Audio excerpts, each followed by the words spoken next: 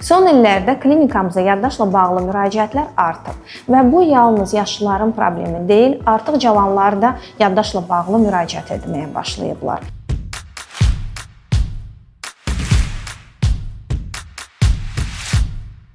Niyə? Çünki heç bir zaman beynimiz bu qədər informasiya çoxluğu ilə qarşılaşmayıb. Telefondakı bildirişlər, sosial şəbəkələr bizim beynimizi yorur və eyni zamanda rəqəmsal amneziya bizim təbii yaddaşımızı zəiflədir. Amma unutmayaq, açarları hara qoyduğumuzu unutmaq bu normaldır. Təhlükəli olan əşyaları uyğunsuz yerə qoymaq, hər zaman getdiyimiz yolu unutmaq və yeni informasiyanı öyrənməkdə çətinlik çəkmək bu təhlükəlidir. Yaxşı xəbər odur ki, beyin yaddaşınızı qoruya bilərsiniz. Keyfiyyətli yuxu beynimizin özünü təmizləmək üçün çox vacibdir.